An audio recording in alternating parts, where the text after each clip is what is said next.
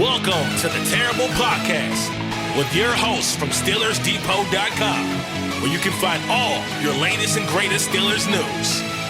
It's Dave Bryan and Alex Kozora, always lit, talking Steelers.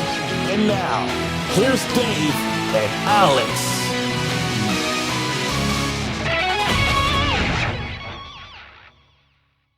Welcome to the Terrible Podcast, Season 15, Episode 142. He's Dave Bryan. I'm Alex Kozora, SteelersDepot.com. Thanks for being back with us this Wednesday, Steelers Nation. Dave, Steelers midway through week 2 of OTAs. We have a pretty jam-packed show for you guys today. A lot of news on the field, off the field. Dave, how you doing? Happy Wednesday. We got a lot of things to talk about today. Some unfortunate, some fortunate, I guess, with the training camp schedule being out there, although we'll talk a little bit about that. Ben Roethlisberger gave us a couple of nuggets to talk about. We have OTAs underway, the second set of sessions of those. We have less of Darnell Washington to love. I don't know. Dealer's choice again. Where would you like to start this morning? Let's start with the news that just came across early Wednesday morning. The Pittsburgh Steelers officially announcing their 2025 training camp schedule. It looks like 15 practices open to the public. Players will report July 23rd, first practice July 24th, and the famous Friday Night Lights practice will be, of course, Friday, August 1st. Pittsburgh going back to the afternoon practices. Last year, Pittsburgh had practices at 10:30 a.m. or sometime in the morning around there. They are now going back to 1:55 start times, and so that will be the start of practice every day except for that Friday Night Lights practice, which is 7 p.m. at that local high school in downtown Latrobe. And your suspicions about a joint practice with Tampa Bay being right after camp breaks ended up being correct. So kudos to you. Tell the folks about that. Yeah, that's going to be, July 14th, I believe? August 14th. Or actually, not July, yeah. It's a month in advance, August 14th. The Steelers did not officially announce that in the press release. That's kind of what's throwing me off here, but August 14th, joint practice with the Tampa Bay Buccaneers. That's been mentioned by Todd Bowles the last couple of days. We knew this was likely coming, now official. So as you said, Dave, this will be after Pittsburgh breaks camp. It'll be at Acrisure Stadium, not at St. Vincent College. It will not be open to the public, so the same format as their joint session with the Buffalo Bills last year. Also, this one will be held 2 days before the preseason game between Pittsburgh and Tampa Bay, like it was versus the Bills and Steelers last season. Yeah, let's see here. So the acclimation period runs through Sunday, July 27th. They have a day off. Their first day off, I guess, would be Monday, July 28th. And then the pads start popping Tuesday, July 29th. And you'll be out there. You got quite a schedule ahead of you again. Right. So 15 practices. They had 16 last year by comparison, so one fewer than a year ago. That Friday Night Lights practice kicks off pretty quickly. It'll be the, what is that? The 8th practice overall and only the 4th in pads. And so, yeah, right to it. But the 29th will be the big day when the pads come on, backs on backers, first actual physical contact of the summer. Hopefully everyone stays healthy. Pittsburgh's had a bad run of rookies getting hurt in that first pad of practice. Trice 2 years ago, Roman Wilson last year. So hopefully we come out on July 29th unscathed. Yeah, and unfortunately, we already have a injury to talk about this offseason. It's a solid but unfortunate segue into some other news that came out yesterday evening. According to ESPN's Adam Schefter, tight end Donald Parham suffered a torn Achilles during Tuesday's OTA session. He is now set to miss the rest of the season, so don't know exactly when that happened. Seems maybe later in practice, but regardless, the torn Achilles is a pretty terrible injury, and Parham, a guy that had 4 strong years with the Chargers, was on the Broncos practice squad last year, signed with Pittsburgh shortly after the offseason began this year. He's a big tight end who's been productive, 6'8", 240 pounds, competing for a roster spot, chance to make it with the Steelers and their love of tight ends. And so Parham now, unfortunately, out of the mix. His focus in 2025 will be recovering and rehabbing. Yeah, we'll now wait and see how long maybe it takes for them to move him to IR for the season, and assuming when and if that does happen, being how he signed a veteran benefit contract, no signing bonus. I would imagine that's got a split contract clause in it, so a reduced salary cap rate for him, and he'll more than likely spend the entire season on IR once that move comes through. Just an unfortunate reality of this time of year. Some players get hurt, and it just had to be Parham in Tuesday's practice. So Pittsburgh, once they put him on injured reserve, will have 2 open roster spots. They had the 1 open spot because the release of Blake Mangelson, the rookie defensive lineman, last Friday, and now Parham opens up the second. Probably add another tight end for some depth in training camp, and it has to change the equation for a guy like Connor Hayward. Dave will talk about that, and that also kind of leads us into apparently some renewed trade talks. Adam Schefter's been yanking us along here, Dave, these last couple of days on the Jonnu Smith front, from Pittsburgh's in talks to yesterday reporting in the morning that Pittsburgh was unlikely to trade for Jonnu Smith, and then a couple hours later, Schefter tweets out, it's back on, and it still feels like there's a heavy twinge of Rosenhaus driving this bus here, but now that you hear about the Parham injury, it all kind of makes sense why Pittsburgh might have some more interest. I know Parham was not guaranteed to make the 53. Parham versus Jonnu Smith, 2 different caliber of players, but for a team that wants to collect a bunch of tight ends, they lose a tight end who certainly could have made the roster in Parham. You can see and connect those dots of why maybe Pittsburgh is at least revisiting trade talks with the Dolphins for tight end Jonnu Smith. I think Adam Schefter used the phrase "It's alive, it's alive." So yeah, we went from they got some interest there. It seems like we were wondering how much that might have been agent driven. I know at least Rosenhaus is trying to angle it as he really wants to stay in Miami. He wants to go where someone's going to pay him some money. Let's translate that first and foremost. He wants more money out of this. Sure, he'd probably more than like to stay in Miami, where he had a good season last year, but thinks he is worth more than he's set to make right now.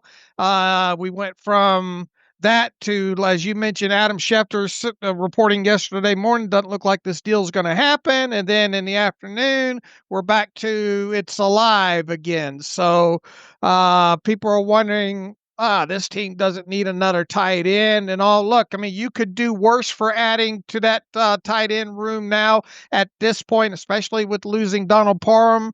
And yeah, you would basically be getting a guy that can kind of function, as a wide receiver per se. And look, when you look at what's out there right now as far as wide receivers go, and knowing the fact that this team likes to use multiple tight ends, I mean, could you in essence consider Jonnu Smith a slash type play, a wide receiver slash tight end in some aspects, if you will? I mean, which of these guys that are out there, how many of them could potentially catch you 50 to 60 balls in a season? And I think Jonnu definitely potentially could, depending on usage and where he is, indeed how, where he obviously fits into 2 or 3 wide receiver settings and all. Look, you're not going to go out and trade for a guy like that and pay him more money and, have him play 200 snaps or anything like that. So, I mean, it would make sense. And, we could get into what the compensation should be from a trade aspect. If Miami would indeed, if they're going to deal, if they get to a point where they're going to deal them, I would imagine there'd be more than just the Steelers potentially inquiring about them. What would the compensation be? How much more money would you have to give them? But at this point, especially on the heels of, the injury to Donald Parham, it makes sense that the Steelers would be back in talks with Miami for him. I think Pittsburgh has a desire to cast a wide net post Pickens trade for an offensive weapon, which could include a tight end or receiver, and Smith, maybe one of the more talented pass catchers who theoretically could be available this time of year. There is, though, a fair question. Are you going to get the explosive playmaking your offense is searching for? That was one of Omar Khan's stated goals. He wanted playmakers. that you lost when you trade George Pickens for the reasons we all understand about the headache that he was, but he was a playmaker. And are you going to replicate that with Jonnu Smith for a guy that's been averaging about 10 yards, 11 yards per catch each of the last 4 or 5 seasons? Probably not. Now, in fairness, you're not going to go out and pick anybody off the street or trade to replicate Pickens one-to-one, but is Smith going to scratch that itch that you really need as an offense to have those vertical outside threats that would make teams play more too high looks, that would soften up the run game, lighten the box, the things we thought Pittsburgh would get with Pickens and with DK Metcalf?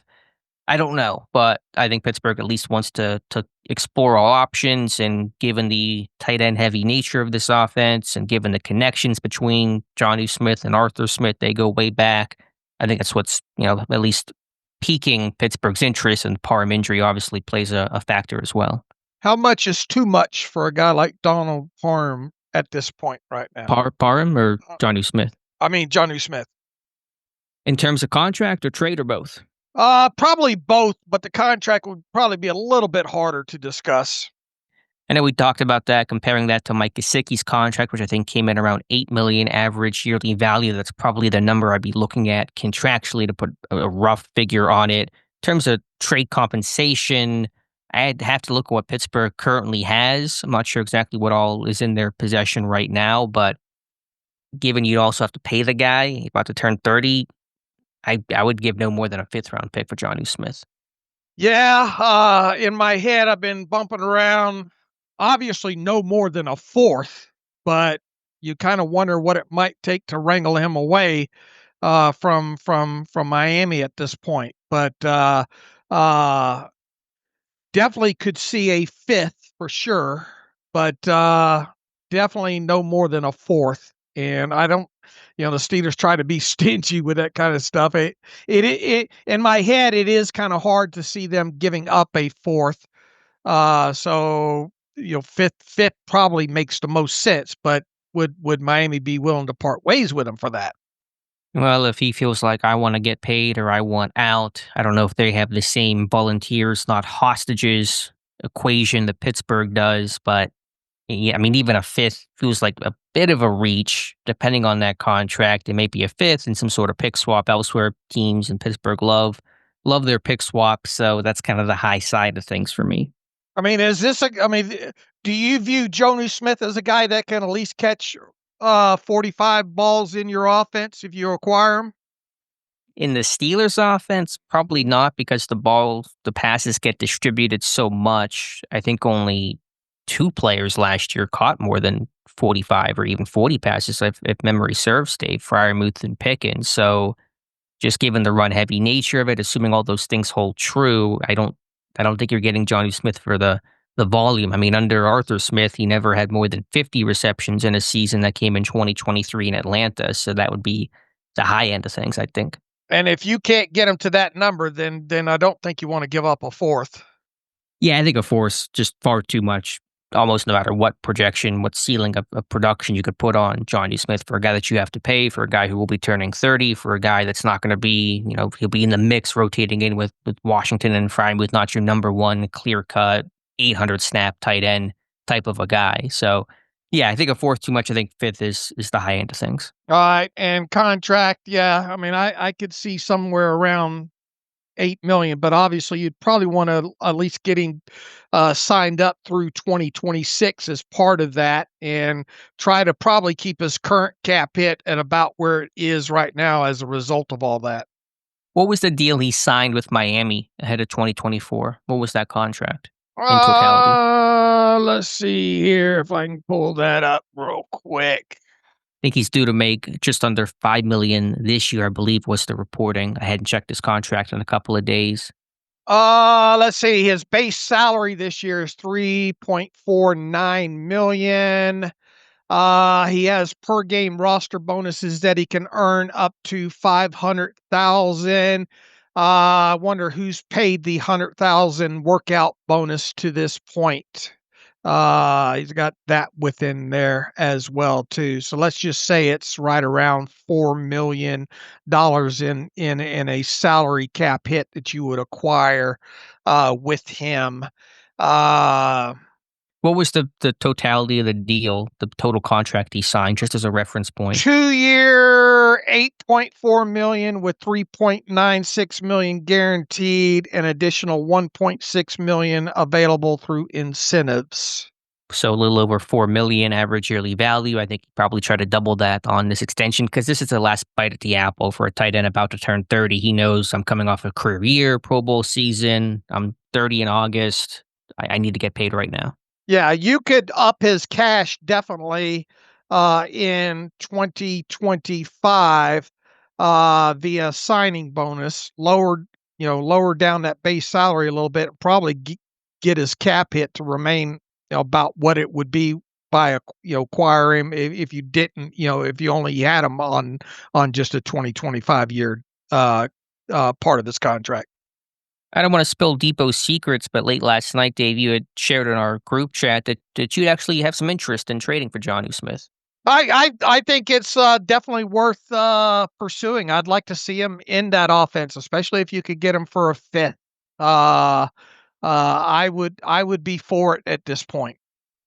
Hypothetically, if they traded for Jonnu Smith, are you still pursuing a receiver, or do you feel Absolutely. you are? Okay. Because I didn't know if you figured, okay, offensive weapon, and then let the internal battles of Calvin Austin, Roman Wilson win out and hope that group can be enough. Well, that leads us to the second, another topic to talk about as part of this today. Dave, you're killing it with the segues today. I'm teeing them up and you're knocking them out of the park. So yeah, before the Jonnu Smith beach yesterday, I had a huge headache yesterday, and I was playing with both hands behind my back. So good thing we didn't have a podcast yesterday because I'd be below the line. You bounce back today for sure. So before the Jonnu Smith news of the trade talks rekindling, the report coming out early Tuesday morning that Gabe Davis, the veteran wide receiver, will be visiting Pittsburgh. He's coming into town later today, and then will formally visit with the team on Thursday. Davis released by the Jacksonville Jaguars with a failed physical designation in May, coming off a knee injury suffered that limited him to just 10 games last season. The speedster out of Buffalo had a really strong career with the Bills, signed a 3-year, $39 million contract with Jacksonville, lasted just that 1 year. New regime came in, clean house, and cleared out Gabe Davis. Davis had previously visited the 49ers and Giants, did not sign with either. And so he may be taking his time. Teams may also be wanting to monitor his health and rehab and recovery. So no guarantee anything from a signing standpoint happens tomorrow, but Pittsburgh taking their first known outside interest in adding a receiver post George Pickens trade.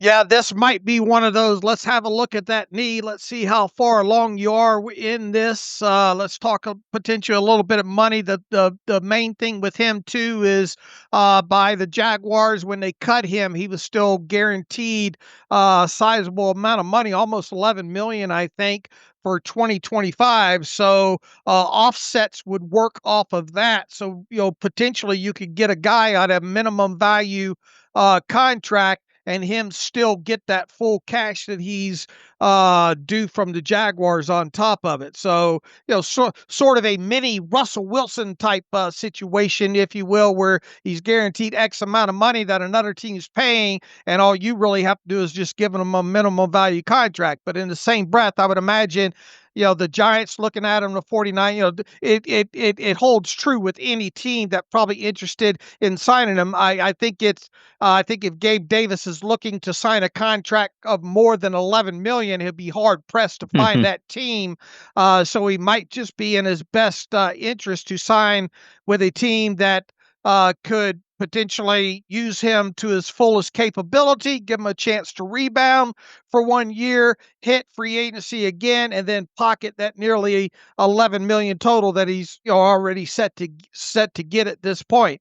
So it will be interesting to see if more than anything, you want to look at that knee if you're Pittsburgh when he comes in. And I imagine that the 49ers and the Giants did the same thing with him. And then you try to sell him on usage and culture and him, being able to rebound and hit free agency next year and maybe taking another, at least somewhat sizable bite of the apple. So we've it would make a lot of sense for the Steelers. You get a guy like him that if you were to sign him on a minimal contract, you could use him as needed per se. Gives you a guy. Look, even if people say, well, this is a one-trick pony. Okay, fine. I like that one trick. Go deep. And we all remember what he did to the Steelers a couple of years ago. And if you could set up situations with him as part of a rotation in that wide receiver group where he's playing some opposite DK Metcalf, make defenses have to defend you with two deep safeties because of that. Maybe that byproduct of that is helping the running game, helping some of that underneath stuff, assuming he's healthy and can rebound from that knee injury and be the player that he was before sustaining it. It would not be a bad fit in Pittsburgh overall. And once again, especially if you're able to get him on a minimum value contract. So I like it. Hopefully that knee checks out. We'll see where it goes from there. Agreed. I know he's coming off that really bad 2024 season. He didn't play well. The Jaguars didn't play well. He got hurt. And so the health of that knee is going to be really, really important. It was a torn meniscus in October, November? I think November it was. And so it's not like it's an Achilles or an ACL or something extremely devastating that could have really lasting impacts on a speedster like Gabe Davis. I look at what he did 2 years ago in Buffalo, 45 catches, 746 yards, nearly 17 yards per catch, and 7 touchdowns. There was big playmaking. There was efficiency on not a ton of opportunity. He had some drop issues earlier in his career. Those have been cleaned up the past 2 seasons. As you said, Dave, Pittsburgh loves to look at guys that have had production against them. Look at Trey Sermon, Kenneth Gainwell, 2 examples from this year. Davis in that 2022 blowout win over Pittsburgh, 38-3. He had 2 touchdowns, 198 yards, 162 yards, battling and beating Minkah Fitzpatrick. And so that has not been forgotten, I'm sure, in Mike Tomlin's eyes. But even more recently, he's had production in 2023. As you said, minimum contract. There is no financial commitment, which makes you sleep better if it doesn't work out. I don't know if he would necessarily change the structure of defenses, at least not initially. He'd have to kind of prove it again, but he could take advantage of those post-safety looks or when teams rotate coverage to DK Metcalf, as they likely will. You're going to get those one-on-one matchups to potentially win deep. And if Aaron Rodgers does sign, he can throw the deep ball still. Rudolph can throw a pretty deep ball. And so it seems to fit. And even there was a report from a Bills beat writer who went on the Fan yesterday that said that Pittsburgh had interest in Gabe Davis ahead of 2024 in that free agency cycle. He goes to Jacksonville instead, but all of the dots seem to be connecting for Gabe Davis in Pittsburgh. Yeah, and people will point to, but he had the failed physical. Well, yeah, he did because he wasn't fully over that rehab from that injury. Come time that the Jaguars cut him loose, so they had to tag him as that. I wouldn't read too much into that, and unless it gets further into the off season, and that maybe that thing's not healing right overall. But and that's why you bring him in for a visit to check that knee out and all. And I imagine that was the same reason why the 49ers and the Giants brought him in. Let's look at that because deeper we get into the summer, we might be calling you back at the time. And Davis would be smart if all he has is a minimum contract offer out there from both those teams to wait a little bit longer to see what else maybe develops throughout the summer because there might be a team that he maybe feels that he fits better with or what have you. But, so I think from a money aspect, at least on his end, especially if he's not 100% just yet, it would it makes sense for him to kind of wait. But I'd like the dot connection. This is not a guy that's new to us discussing in the past. We have discussed him, I think, several times over the years, right? I think he is a good locker room guy too. Wasn't he a captain or something with Buffalo or even Jacksonville? I mean, I think he's regarded as a good locker room guy overall there. So, if you could do worse, assuming he's healthy, for a guy such as Gabe Davis, for a team that needs to, find some sort of another playmaker at the wide receiver position this summer. He was a team captain in 2023 with Buffalo, so good memory there. I hadn't really dug into the tape in this respect, but I know he's gotten good marks for being a blocker. And in that fan interview, the beat guy that was on, Sal, I forget his last name, I apologize, but said, some fans, a joke, make him a tight end with his body type and with his blocking ability. And so those all check the boxes what Arthur Smith is looking for. Right. And I think if you couple him together with potentially adding a guy in Jonnu Smith as well, too, I think you've made your team better.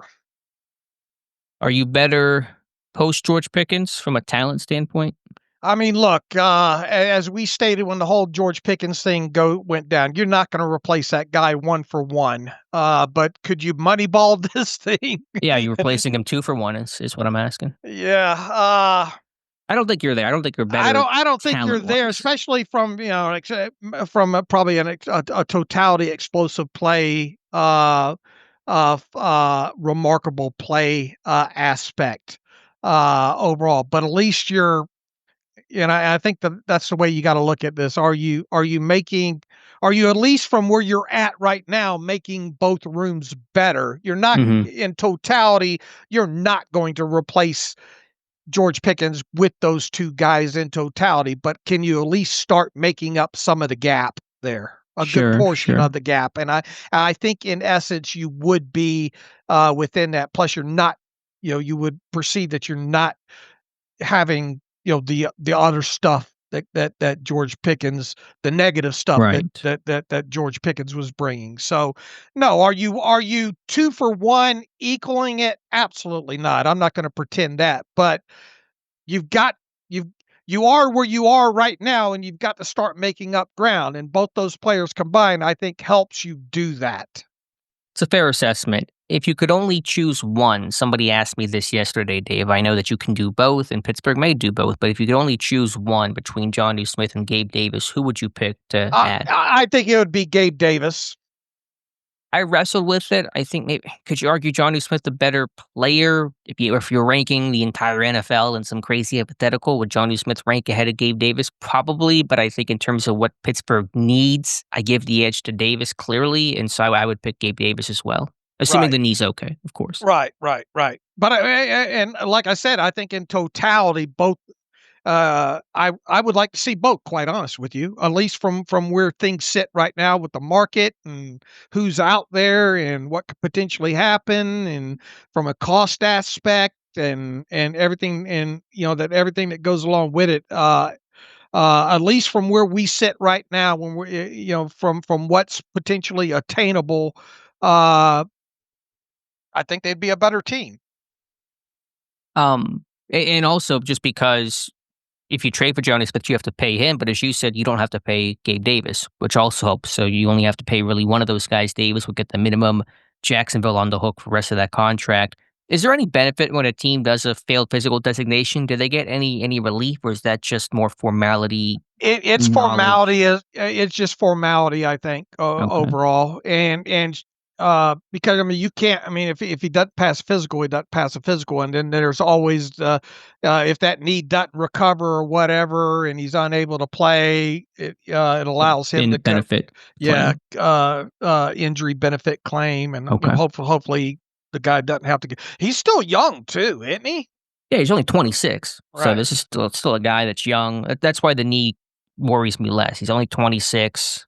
It's meniscus. It's not ACL, it's not Achilles, not some major injury. Still have to check it, still want to investigate, no guarantees, but given the low investment, and he wouldn't be handed, he wouldn't become the starting guy every single down. I think he'd be your number 2 receiver, depth chart wise, but he would rotate in Roman Wilson, you'd have Calvin Austin. You wouldn't be putting all your chips into the Gabe Davis basket. Right. And look, I can't state enough, too, if you do go out and trade for a Jonnu Smith and give him more money, there's no way that I think to help yourself, too, you want him to sign on for another year.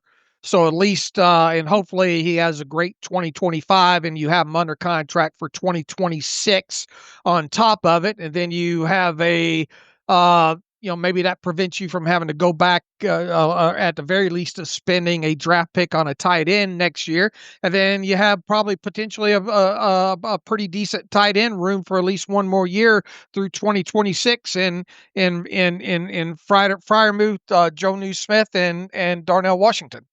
Yeah, well said. So any other thoughts here on Jonnu Smith rumors on the Gabe Davis possibility?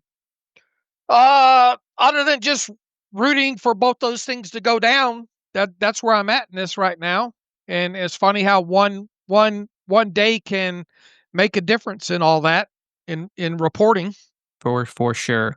Do you think Thursday is more, I know we're just guessing, but is Thursday more that check-in health-wise, or do you think a deal could get done Thursday? I mean, if the need checks out, I put that offer out there and I try to sell them on it, try to get them to not leave town without signing that 1 year 1 year deal. Now look, if it looks like he's far off or whatnot, or if you look at him and even say, look, it's progressing good. We think that you're going to be there by the start of training camp, or at the very least midway through started training camp. I try to get him to sign on the dotted line as well too. So do I know which way this is going to go? No, but I think it's quite obvious that when you do bring him in, he's going to go over to the medical center and get that knee checked out.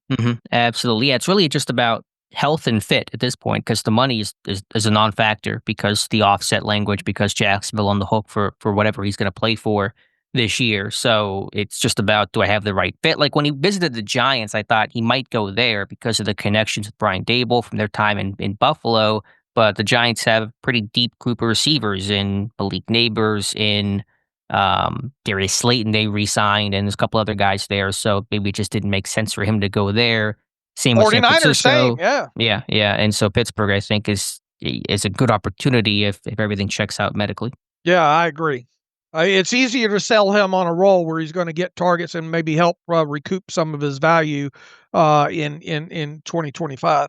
Agreed. All right, Dave, let's transition to OTAs. Well, kicking off this week, first practice Tuesday, second one happening as we're recording. They'll finish up Thursday, then have their 3-day mandatory minicamp next week. Talk about some players, some comments, but just a quick attendance spot check. These are still voluntary sessions, just like last week, but here's a couple. Steelers starters, notable names, did not attend Tuesday's session. TJ Watt continues to be absent. Same with DK Metcalf. Cam Hayward did not appear to be at practice yesterday as well. We know about Watt, the contract. That's not news. Hayward missed a day. He was there last week. It's not much of a story. DK Metcalf not showing up to OTAs. Presumably he won't be there the entire OTA period, the rest of this week, and was not there last week. Is that a big deal? Is that something should that be a story? Should that be a headline? Is there a comment about it, or is it it's voluntary, it's no big deal? Part of me wonders, instead of where's Waldo, where's Aaron? Is there a possibility those two are out there at UCLA running around together, getting to know each other even more? I don't know. That's been my thought. I mean, because Metcalf has a house in LA, Rodgers lives in Malibu. They worked out once earlier this year. I put some decent money that they're working out right now. If indeed that's the case, it lightens it, in my opinion, of him. Look, ideally, where would I like him? Where would you like him? I'd like him in Pittsburgh, along with Aaron Rodgers or whoever at this point getting work. But this is a guy that I don't have a doubt he'll show up fully conditioned and all. In a perfect world, would I like to see him at OTAs being a new guy on the team and learning the offense? Yes. If it comes out that he's been out there working with Aaron Rodgers, yeah, I'm less concerned. That's fair. I mean, I like him to be in Pittsburgh. You'd be paid all this money, but I'm a little less critical than, say, of my critiques in Aaron Rodgers, who's not even under contract, because A, Metcalf is not a quarterback. He's not your beacon of leadership. And B, he was at least at some of the offseason or earlier offseason, phase 1, phase 2 trainings, which is not the full team practices, but it's some of the weight room stuff, some light on field work, and so he's at least been around your building, getting to know teammates. He's been a visible face in your organization for some parts of this offseason program. And if Aaron Rodgers was in Pittsburgh, I promise you DK Metcalf will be in Pittsburgh too. Okay. What else from OTAs this week, Dave? Darnell Washington, you mentioned this top of the show. We're seeing less of Darnell Washington, aka he's lost some weight this year. His weight spin was a topic last year, seemingly apparently got up over 300 pounds. I think he said he's down about 10, 15 pounds this year. I don't think we know exactly what that scale tips in at right now, but lighter than last year, it appears, for Darnell Washington. I saw a couple of them videos and pictures from yesterday. He's still a big boy. For sure. Overall, look, anything that'll make him a little bit more athletic and movable, and maybe be able to get to some of those down blocks and crunches and all like that. I'm all for. So there's just a little less of him to love, and I'm fine with that. A little less him to love. That's this is the funny way to phrase that. My concern with whenever he got up and added his weight was, I think he's a big frame guy, obviously pretty unique build, but you didn't have the biggest like legs, kind of skinnier ankles and a lower half. His profile is kind of more upper body in terms of the size and bulk. And so I wondered, how well could he hold on to 300 plus pounds. Plus, he had the knee concerns coming out of the draft, and that's probably more of a long term thing than it is a short term thing. But he's had a surgery early in his Georgia career, I think a scope or two. So I think if he get his weight down a little bit, take some pressure off those joints, that's going to do him some good. And as you said, even if he's dropping 10 pounds and if he's 295 or whatever the case is, still a massive, massive human being playing tight end, still looks more offensive lineman than tight end. So if he gets more athletic and be more of a pass game influence, do you think this weight loss is in mind with him getting used in the pass game more this year? Do you think that's a potential or a goal for the Steelers offense? I think it's probably just a combination of a lot of things. Probably like to see him get a little bit more athletic off the line as a blocker as well too. And how many tight ends do you see that heavy anyway? And you pointed out a good fact that less wear and tear on the knees with the less weight and all, and I imagine the back as well too, and yeah, I mean, if he can get just in, a couple inches more separation in routes, and I don't see a downside to this at all. Let's put it to you that way. Same. I'm with you there, Dave. Just the way that Broderick Jones losing weight, the former Georgia Bulldogs dropping the pounds, like some sort of weird game show. Georgia Bulldogs getting together to see who can be the biggest loser weight wise. Last year, Darnell Washington's never going to be this big, multi focal point, I should say, focal point of your offense kind of a guy. But over the last 6 weeks of 2024, Dave, Washington caught 2 passes, was targeted just 3 times for 18 total yards. That's just not good enough for your number 2 tight end who's playing the pretty heavy amount of snaps that he was. And so the boot game went away, which was effective with Washington early in the season. That Colts game where he caught that pass, had that stiff arm 20-yard catch and run, kind of showed the best of Darnell Washington. Pittsburgh has to make sure they're getting all their tight ends involved and really, not just having these guys be pure blockers. Right, and not just have him just do that, that kind of leak out that he was kind of known for at Georgia either, or as well. A couple times we saw him actually running down the middle of the field, catching some passes. And look, if you're going to run a lot of 2 and 3 tight end sets, you got to have people that you need to make teams be able to pay for that a couple of times with potentially your third tight end, as part of the personnel grouping. And the more that you can do that, obviously, the better, because you're causing matchup problems, and they can't cover all of them all the time. Is my view, especially if they're threats in the passing game. And the aspect with Washington, as I said, as well. I mean, we actually did get to see a couple of times him working down the middle of the field. Now, in no way, shape, or form do I think that he's going to be a 40 reception type guy, but it would be nice to see him used a little bit more than he's been used to date in the passing game, and especially vertically. Sure. I think his route tree is pretty limited. I mean, if he loses the weight and becomes more athletic, maybe that opens up a little bit. He's really a seam guy or a boot in the flat type of a guy. That's been his route tree as a rookie. It was just a bunch of Hank concepts, catching some underneath zone stuff. But last year really was primarily boots and seams, which I think is fine. I'm not trying to expand his route tree into something, super varied, but just a more concerted effort to get him involved on those routes. He also had the one fade ball touchdown against the Broncos. I know Arthur Smith does not love goal line fades, but there is some potential there just given Washington's size. I think they threw another one to him later in the season. It obviously was Well, remember incomplete. the old alley oop from Wilson that got intercepted? Against Baltimore? Was it that one? Yeah, in the end zone. Yeah, that was just that lollipop that Russ Yeah. threw that he shouldn't have thrown. Yeah, but they threw it. Didn't they throw another goal line fade to Washington later in the season? Tried to recapture the magic of that Broncos touchdown. I forget, but there's a little bit of that as well. But I mean, his route tree is going to be limited. He's going to be basically, like I said, a leak out boot kind of a guy, block release or a seam player. But he can be successful in both. And I want to see him be more involved. You just can't have your number 2 tight end catch 2 passes over a 6-game span. Right. Agreed. What else from OTAs, Dave? What other commentary are players sharing? We've heard from Cole Holcomb yesterday, and he came back late last year to practice. He had his window open to at least get him back on the practice field for the first time since that terrible knee injury in November of 2023. But clean slate, practicing like everybody else right now with the rest of his teammates. He says he feels good. He was just really happy to be back on the field. Yeah, good for him after such a devastating knee injury a couple years ago. And I think he said that, yeah, he probably could have had the Steelers won, the first playoff game. He had already had his window open and probably could have gotten back on the field. I guess in hindsight, he says it's probably good that he, didn't overall.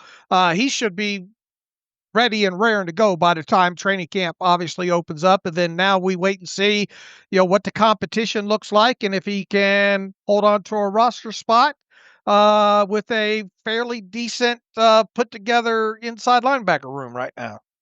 Agreed. I was going to ask you, assuming Holcomb makes the roster, what is his role on this team? I think you're going to have to get some special teams work out of him, obviously. And I think in certain rundown situations, you obviously could have him out there. Now you got Peyton Wilson, kind of another guy, kind of I think putting on some of those pounds to get a little bit bigger, a little bit stronger there. I'm thinking of him more as a backup role. Barring injury, of course, I can't see him playing a huge volume of snaps on defense in games if he makes a roster. But you went out and got Malik Harrison. That can be a downhill guy.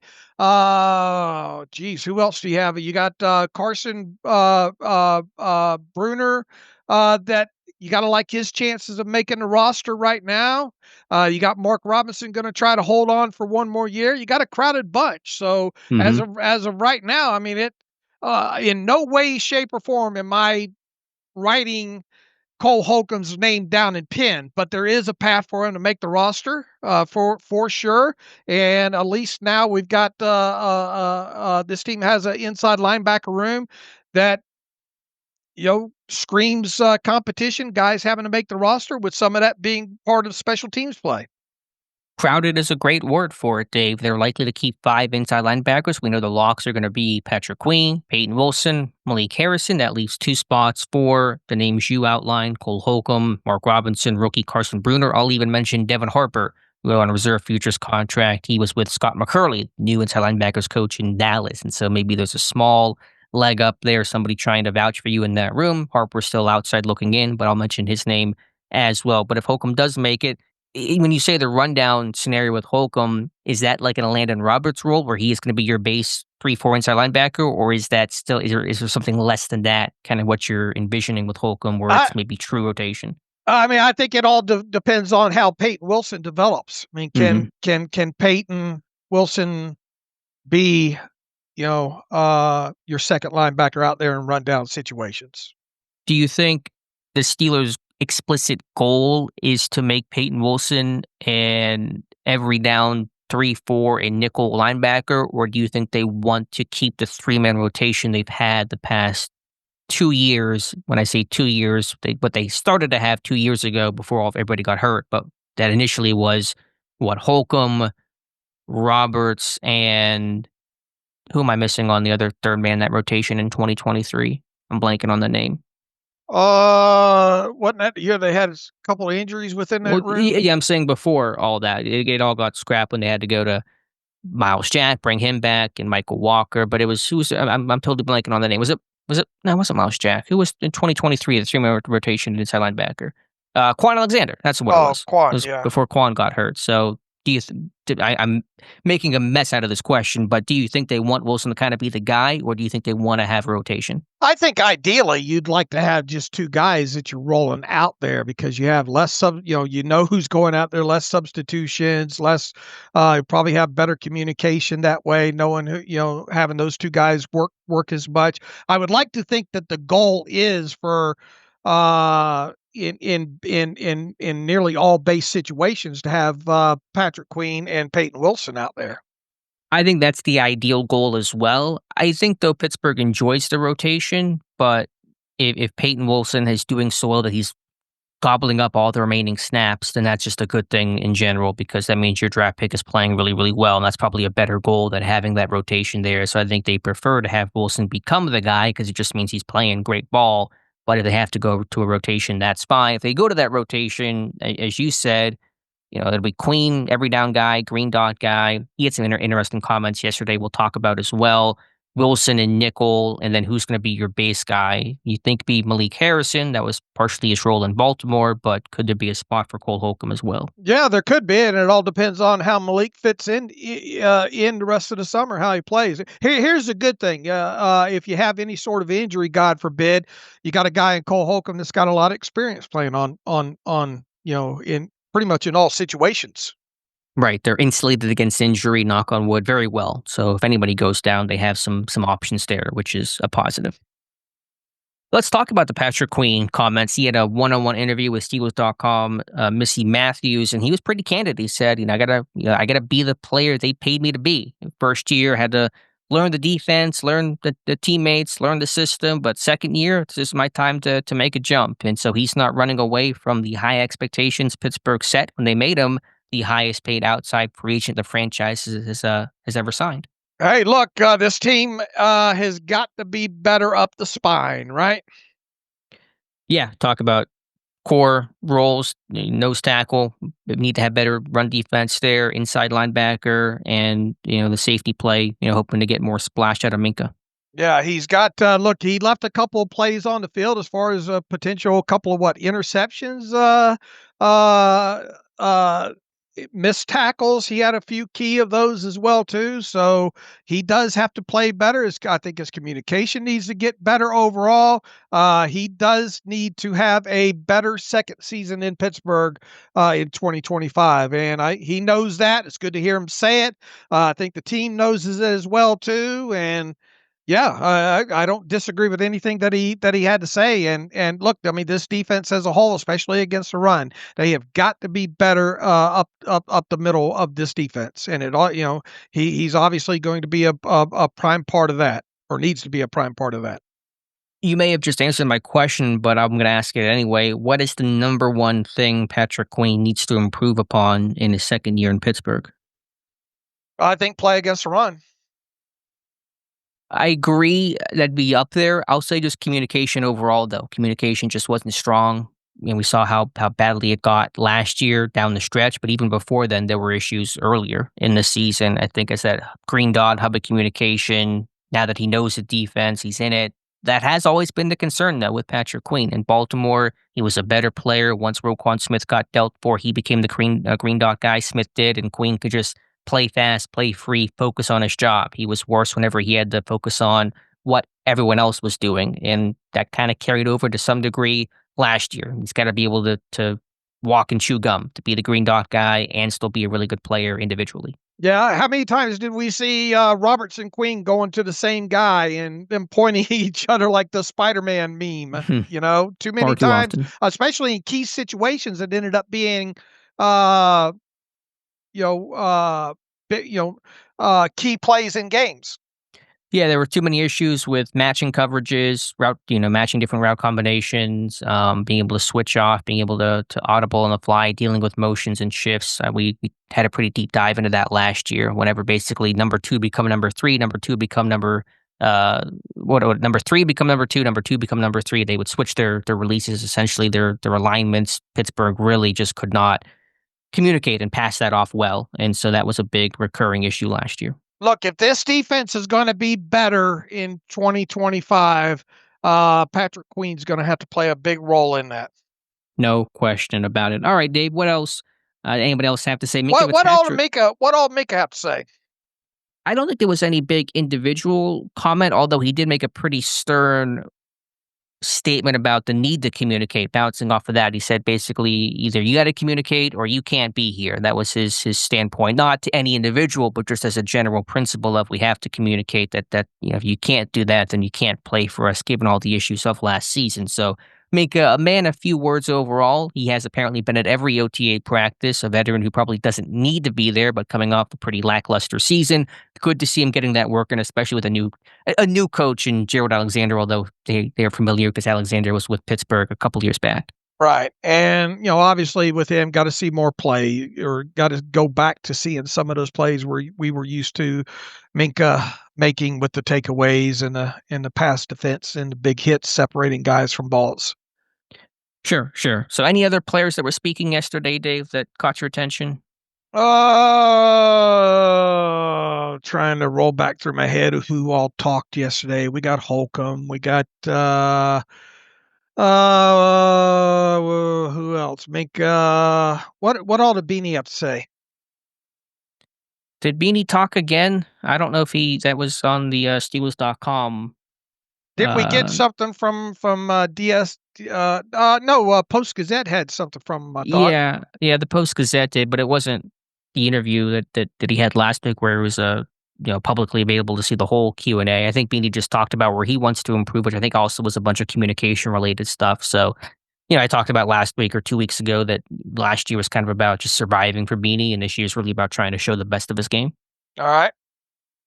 Anybody else that spoke yesterday to help me out here? Nothing off the top of my head. Okay. All right.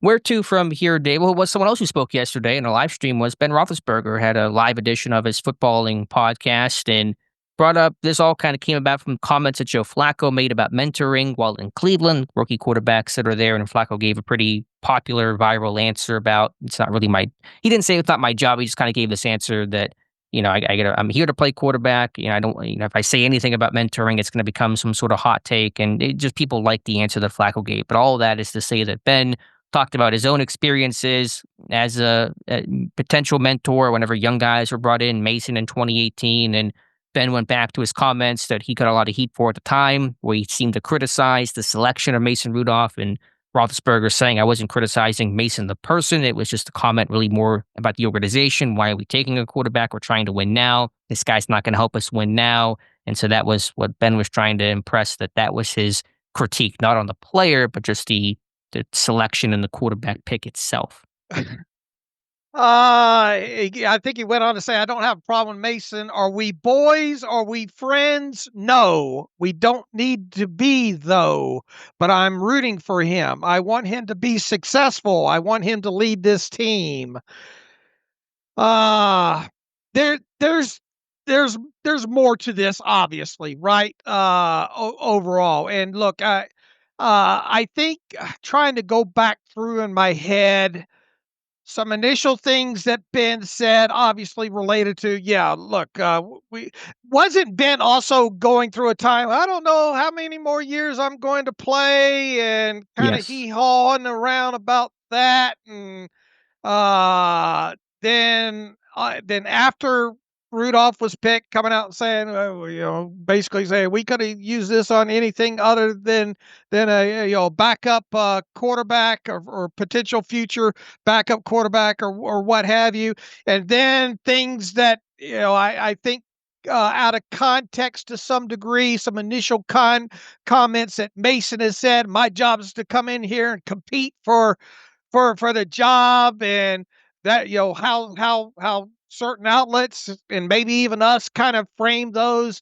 Ben probably took the wrong way in reading them in print, and it just all got off to a rocky start that way. Did they ever seem like they? Then there was the I care more about what Joshua Dobbs thinks than, basically, and what he sees more so than Mason Rudolph, and this thing just all kind of snowballed from that point forward. And I imagine they weren't boys in the quarterback room, and there was a whole wasn't there that video of him dunking over Mason or Yeah, you're right. You're right. I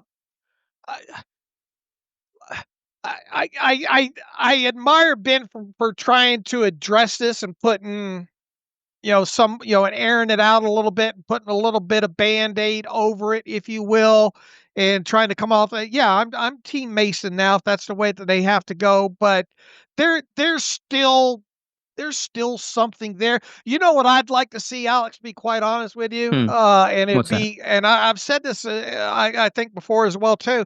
Why not, damn it, invite Mason over to your house and just air all of it out. Just get the best way to get past all this is have both people just speak candidly of what they were going through, how I felt get it all out there and it would make for a great June podcast. Ben, I don't know if you're listening to this. You're probably not, but damn it, get Mason over there and spend an hour talking it all out. What all of you were talking about or going through at the time, and what each other felt and all. I think it would be absolutely fantastic. Radio podcasting, if you will. Let people say some things to each other that might be a little bit uncomfortable, and patch it up, man. That's what I would like to see at this point. Be good for business if that happens. So I'm rooting. Mason's probably rolling his eyes after reading or after seeing all that, right? I mean, how do you think if Mason was to watch the podcast, the Ben pod, and look, does it all amount to a hill of beans at this point in the grand scheme of things? No, but I do wonder if I'm Mason and I'm queuing that up. What do you think Mason's viewpoint or recollection, Ben's recollection of this at this point is? Well, here's my thing, and I think this will be Mason's thing as well. Why are we still talking about this? This was 8 years ago almost. This should all be water under the bridge. Yes, Mason Ben will never be boys, never be BFFs. They don't need to be. That's fine. But like, Ben feels a little too, he doth protest too much. Like, I point taken on Ben. Maybe some of the comments were misconstrued, but let's just stop talking about it every year or two where you have to bring it up and it become a story all over again. It's just, it happened. It is what it is. You can't take it back. Ben retired. Mason's in his position right now. Let's all just move on. I don't know why this has to be a story seemingly every year. It's like Mendenhall with the fumble against Green Bay. Like, dude, just stop talking about it and it'll go away. All right, but Mason obviously isn't talking about it, right? Yeah, I'm saying Ben's talking, but Ben always brings up his comments. Okay, if you're going to do that, then have the guy over to your house and get it behind you. Yeah, I mean, if I'm bad, but if I'm giving advice to Ben, I'm saying don't do that, because you just stop bringing it up, stop making it a story, stop making it this whole Ben and Mason thing. That's all in the past, and just let bygones be bygones, and just.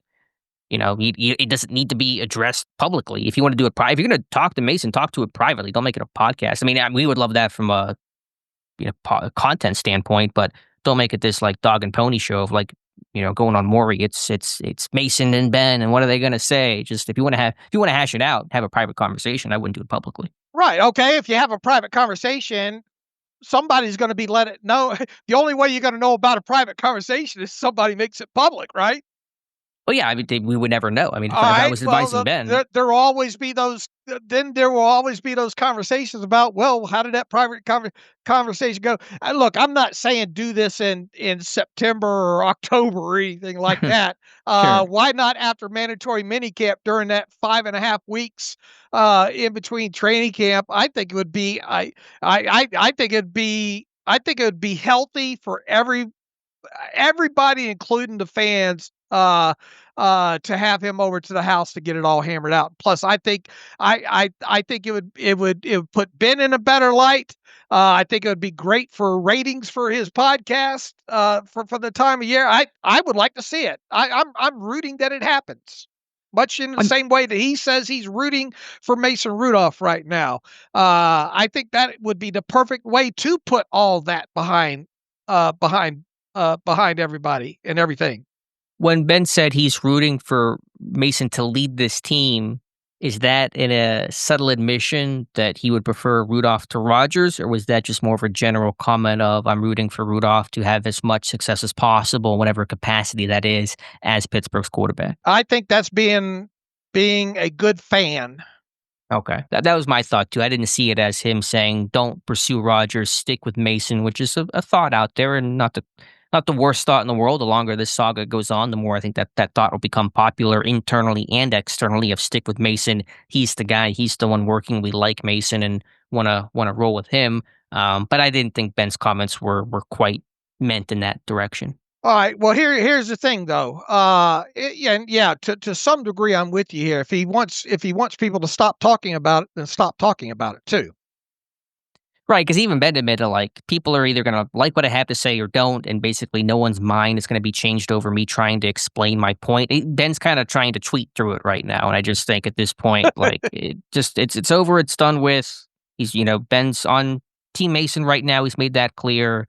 I don't think we have to rehash the whole Ben comments from 2018 every couple of years. Okay, but because he did, Okay. I love this, don't you, Dave? I mean, what else are we going to talk about here? I went back and pulled back up the 2018 draft. Did you? Okay.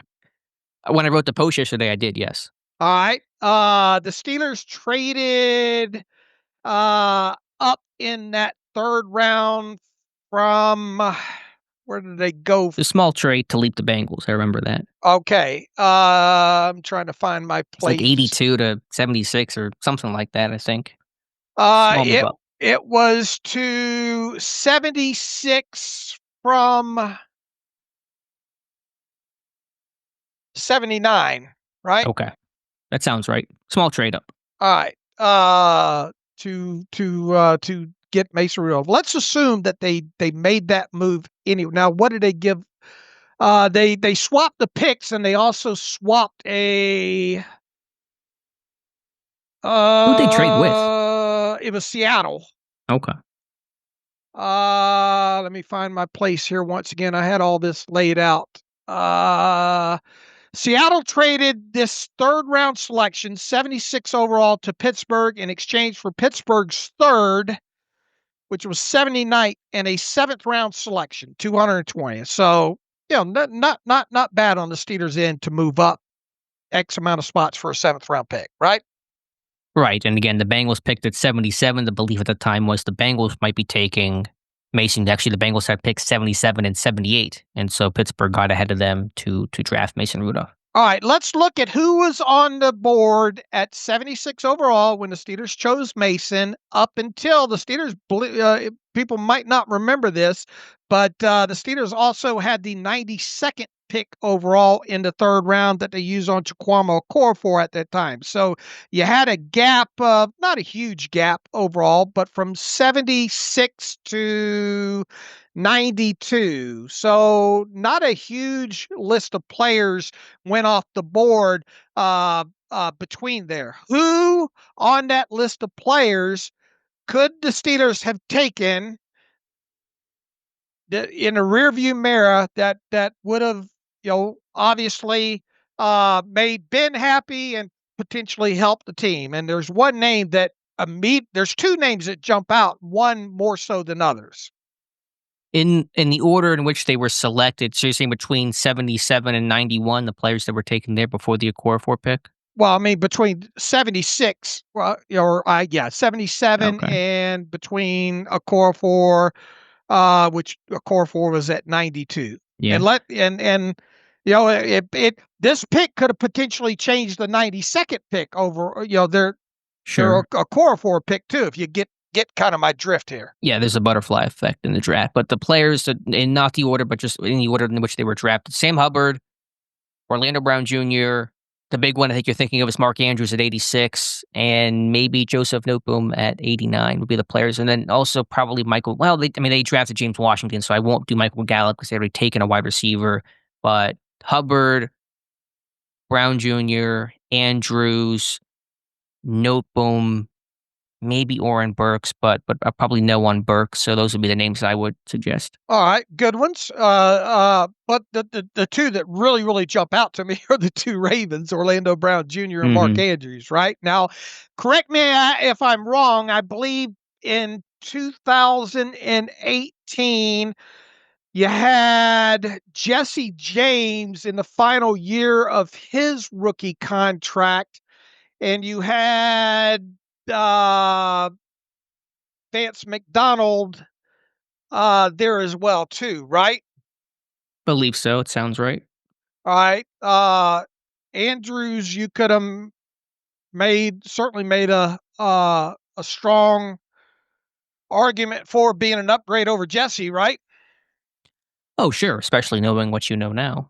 All right. If you draft Orlando Brown Jr. there, then you get the butterfly effect of not having to choose a core for. I don't want to go too deep down the rabbit hole, but I mean, and then I don't remember what was Sam Hubbard really, where does Sam Hubbard fit potentially in that? Put in a 3-4 outside linebacker, stand-up guy. All right. And at the time, who else was in that draft class? At outside linebacker? Trying to think. They had taken, when did they take Alex Highsmith came along a couple years later. Who were their outside linebackers in 2018? Oh, I have. Obviously, sure. Watt was there. Dupree was still there, correct? Mm-hmm. I mean, those were starters. I forgot. I don't know what depth was behind at that point. I guess what I'm getting at here is, you could definitely see Ben's argument of either taking, hindsight, this all many years later, Mark Andrews or Orlando Brown Jr. there, right?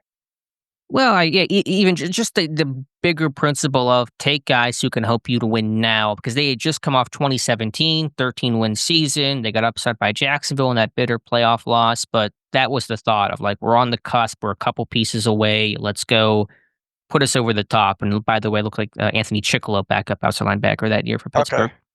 But you're always, as a franchise, balancing the present and the future. Pittsburgh had drafted some guys they thought and hoped could help them win now. Earlier in that draft, in Edmonds, in James Washington, didn't work out quite the way that Pittsburgh had hoped it would, but that was the thought process in terms of let's get some guys at the top who can help us win now, and then draft that quarterback potentially for the future. They said they had that first-round grade on Mason Rudolph.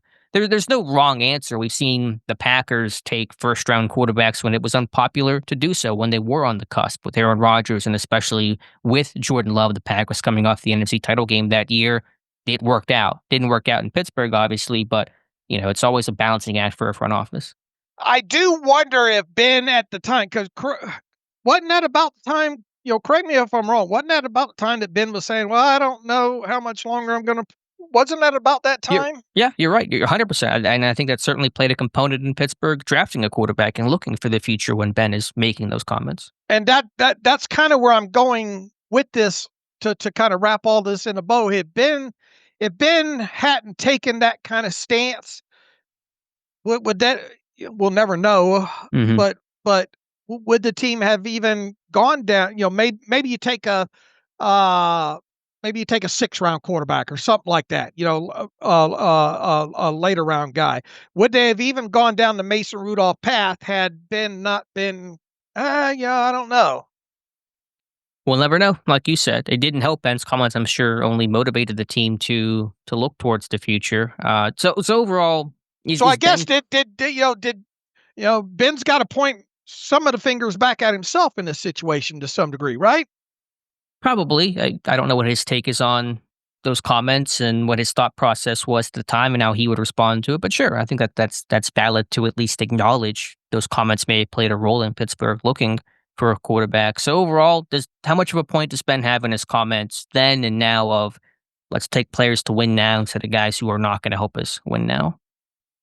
I mean, I get it, large view, especially when you're thinking about, boy, how good would have Mark Andrews looked in this? You obviously can't predict. I big picture, I see where he's coming from, but I think also we can't lose fact that Ben probably played a small part in them going the direction that they did. Agreed. There's a lot of context, a lot of nuance and layers to this. I understood. We're spending way too much on this, We but it's what we do, and I immediately went back to that draft again to look at that, and we do the redraft every year exercise, and all the I started rattling my brain and trying to think about what all Ben had said at the time, and that kind of stuff, and we're looking, and even and you can never predict this stuff, but I even went back as far as the week 1 2018 lineup against the 53-man roster. Vance McDonald was inactive for that first game. Was he hurt? I believe he was. Wasn't there something going on with him that had to have been? Because but I mean, obviously nobody, unless he had an injury before the draft. Sure. I get all that, but if you're gonna play the hindsight game, play the hindsight game. Now you did have you ended up having your starting tackles at the time. I mean, you still had your 5 core guys in there at the time. You had Villanueva, Ramon Foster, Marquise Pouncey, David DeCastro, and Marcus Gilbert. And wasn't that the new and improved Marcus Gilbert, or reshaped Marcus Gilbert at that time? And Villanueva, I'm trying to remember, was he re-upped at that time, or was he still? I remember where check. he was contractually at the time. Was he still like an exclusive rights, or? But I mean, you had some semblance of confidence in him, but you end up taking a core for. Yeah, I forget the whole circumstances back then. My overall point to Ben's comments was I do understand what he's saying overall. You had Xavier Grimble starting that game. Oh boy, remember him for that goal line fumble that he had. Yeah, my whole point, and this is just why I'm not a fan of taking that mid-round quarterback, because it's just kind of what are you expecting to get out of him? Is he your franchise guy? Do you hope he becomes a capable backup, which is what Rudolph ended up becoming? But just overall, the hit rate of the third-round quarterback and the mid-round quarterback is not terribly good. The quarterback's taken after round 1 in that year's draft day. I'll just read through the list. Rudolph was the next guy taken after Lamar Jackson was taken 32nd overall. It was Rudolph. Kyle Laletta in the 4th round to the Giants. Mike White in the 5th round to the Cowboys. Luke Falk in the 6th round to Tennessee. Tanner Lee, 6th round to Jacksonville. Then a couple of 7th round guys. So this is just kind of why I'm anti mid-round quarterback. I think at best you get a Mason Rudolph. I mean, there are exceptions, of course, Dak and Tom Brady, et cetera, but they're so rare. And generally those quarterbacks just don't become much of anything. All right. And Mason Rudolph was inactive for that first week. Joshua Dobbs was the backup too.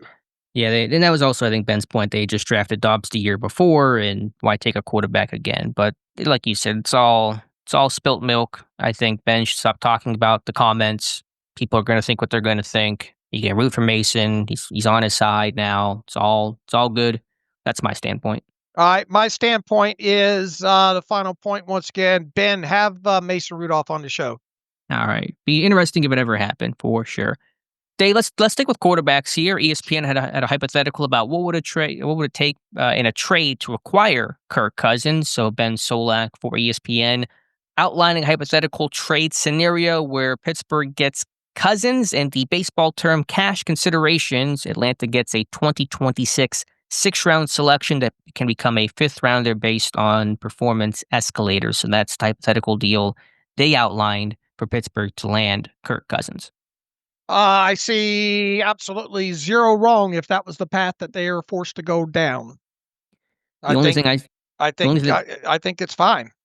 The only thing I see wrong is that you're requiring Kirk Cousins, which I am against. But in terms of the actual compensation, that seems reasonable. Now, the cash considerations is basically Atlanta eating some of that salary. That's kind of what Solak is referencing here. It wouldn't be Pittsburgh actually getting cash the way that you do in baseball. It's just trying to negotiate how much will the Falcons stay on the hook for, which is kind of the big sticking point of any trade for Kirk Cousins. Right, which I would imagine would be in the neighborhood of around $7.5 million. Right, so that's we'll see. The longer this Rodgers saga goes on, the more discussions and speculation and specuporting I'm sure there'll be about Kirk Cousins. Had put out a few things this morning on the heels of all the Gabe Davis and the Jonnu Smith and everything along those lines here, and I put this out on Twitter this morning. Yes, the Steelers can afford a Gabe Davis, a new contract for Jonnu Smith, and Aaron Rodgers signing a new TJ Watt contract, and a few other things this summer from both salary cap and cash spending perspective, and easily at that.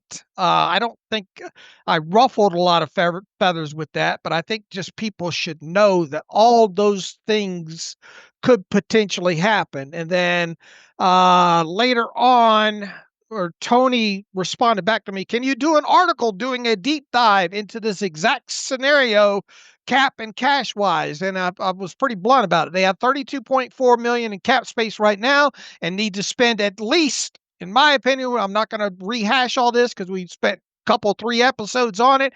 In my opinion, they need to spend at least $40 million in cold hard cash. On top of that, a new deal for TJ Watt would likely create around $9 million in cap space and help satisfy some of that cash spending for 2025. Davis, as we talked about early in this show, would be cheap. Jonnu Smith easily fits in. You could still give Boz a cash raise. You could still extend Deshaun Elliott. That's it. That's your article. The end. Drops Mike. All right, Dave out. So Dave there you out. go. Yeah. It's good to at least acknowledge for those wondering, Pittsburgh making those moves, can they make it work? And so it's good to at least put it out there that yes, Pittsburgh can make it work, cash and cap perspective. And then I followed it up with another tweet. If you don't want Rodgers, fine. I get it. If you don't want Cousins, Alex, either, fine. I get it. If you don't want Watt to get a huge extension, fine. I get it. What most of you need to get, however, is the fact that the Steelers still really have a huge cash void they need to fill the rest of this summer. If they don't fill it this summer, they will have an even bigger cash void to fill next year, the last year of the current 3-year CBA period. It's easy for most to say worry about that next year, but it's just not that easy, folks. Right. There is a cap floor, and Pittsburgh will have to fulfill that by the end of next year. 3-year cash spending versus cap and all like that. So, and somebody even followed that up and said, why are they in the position that they are in? And as we've kind of talked about, a few times, this is exactly what I wrote on Twitter. Technically, it all starts with missing on players at top of recent drafts and thus not getting those players to sizable second contracts. Najee, Pickett, Pickens, Leal, Kendrick Green, Dan Moore, etc. Freiermuth was the only player out of 2 classes they paid big on a second contract. Alex Highsmith, if you want to include a third class, this is a team that builds through drafts traditionally and chooses not to overpay in free agency. They even had to go out and respend a second-round pick this offseason on Metcalf and pay him a lot of cash this summer to help offset some of that lacking cash spending. Right. We talked about Pittsburgh's draft misses, the need to get back to drafting well, and that's certainly got to be a top goal for the new-ish regime of Omar Khan and Andy Weidl. All right. So I know that won't quite keep people from saying don't sign Rodgers, don't trade for Cousins, don't give TJ Watt a new contract. But I mean that's the minutia behind all this. All right, Dave. Anything else to talk about? Any other late breaking news to get to? I don't know. Are you saying anything? Anything come in? I'm just seeing something, and I'm just reading off my phone. The Titans GM John Robinson expects a deal to get done. Expects the Steelers to get a deal done with T.J. Watt. He's former tight ends GM. Right. John. I was going to say, why is the current Titans GM weighing in on this? But former, I forgot that they made a change there. So okay, disregard. That's all I got, Dave. Anything else? Feel free to share. If not, we can get to some reader emails and close out today's show. I agree with former Titans GM John Robinson as well too. Just go on the record for that. All right, let's. I don't think we got much in here. Let's see. Chris Lookhart. Hey, fellas, on the comments made by Big Ben about Rudolph, how the Steelers could have gotten a player that could have helped now. I would love to see you guys play the redraft game and see who could they have actually gotten instead of Mason. Entertain us. Ha ha. Thanks, guys. Chris, hopefully we entertained you because we went down that very rabbit hole there. Let's see. Kayla, anything to add to what Chris just wrote? Alex, I don't think you have. No. We covered it. Yep, we did. Caleb writes in from Fort Myers. Love the show. Been a long-time listener for a long time. Do you guys think the Steelers have done a disservice to TJ by not moving him around a lot in his career so far? I rarely see him involved with any stunts since his first 2 seasons. It may seem that teams are starting to catch on to the team's plan with TJ. Also, a follow-up question: why does it seem like the Steelers have struggled in finding a replacement for a kickoff punt returner since AB? Is that a scouting issue or a coaching issue? Caleb, Alex and I just recently talked about the whole TJ thing and moving around, so I don't want to rehash a lot of that. I wouldn't say much they've done a disservice to him by not doing it so far. I don't think they're going to hurt by moving him around more moving forward. I don't think it was so much a disservice to him because he was still getting it done overall. I just think they need to do it more than they have done now. And Alex and I kind of had a conversation about that a show or two ago. Yeah, we disagree a little bit on that, and I certainly wouldn't say disservice. Listen, TJ Watt's going to be, if he retired today, he'd be a first ballot Hall of Famer. Nothing Pittsburgh has done is a disservice in that regard. He became an elite top pass rusher in football playing that one side, and I don't think moving him around is necessarily the solution. I do think potentially, to the reader's point, more stunts, more pressures, because if you're only sending 4, it just becomes naturally easier for teams to double and triple team TJ Watt. If you're sending pressure, then teams are going to have to start singling you up. It's going to just naturally create more one-on-one opportunities. There's a balance about when you blitz and how you blitz and protecting your coverage. And ideally, you want to rush 4 and drop 7. All those nuances we're not going to get into today. But I think overall, Pittsburgh has to be a little more creative in terms of their pressure packages, or at least their pressure looks, stunting, and then playing better run defense. To me, those are all more significant factors in unlocking TJ Watt than moving him to right outside linebacker. Also, Watt being healthy is another factor that should be considered. He was not fully healthy last year. All right. Like I said, Caleb, if you missed, kind of us going a little bit deeper in that, we did that a few shows ago there. All right. Danny Smith Jr., why does it seem like Steelers have struggled in finding a replacement for kickoff punt returner since AB? Is that a scouting issue or a coaching issue? Probably a mix of both. I mean, they found something in Calvin Austin, who's a pretty decent punt returner, at least. Kick returns, it just became nobody returned kicks effectively till that rule change last year. That's why the change was enacted. Kick returns were barely a thing in general. Most of them were touchbacks. Last year they tried Patterson. I should probably do a deep dive into the kick returns last year and why they weren't successful. It's often a combination of things. I don't think Pittsburgh did themselves any favors by not having Patterson do any work in the preseason to return. I know he was hurt early in camp, but he was healthy by the end of it, and Mike Tomlin could have played him in the finale. I think maybe in the second game against Buffalo, and definitely the finale against Detroit. And Tomlin explicitly said, we don't got to put Patterson back there. He's a veteran returner. He'll be fine. But for a new kickoff rule, whole new setup, he should have gotten some reps. He doesn't return to kick until November. It doesn't go well. So, yeah, I mean, it's probably a bunch of factors in terms of player personnel evaluation, coaching, et cetera. From where you sit right now on June the 4th, is Cordero Patterson on this 53-man roster? No. I agree.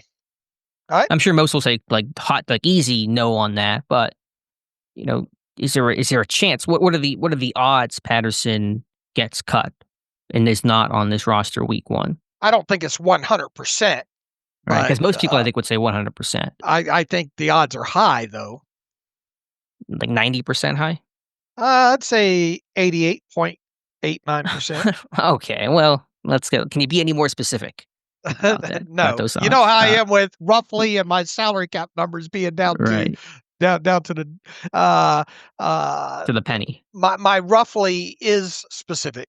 Yeah, exactly. The odds are not high. Although I will just say the Patterson at least looked spry, and people do not like me saying this, but in that Colts game last year, go back to Twitter timelines, people were saying Patterson's the guy, Najee sucks, get Patterson the carries, how quickly the worm can turn. I'm not saying to get Patterson the carries now, but there was a time last year, brief as it was, where Patterson was beloved by Steelers Nation.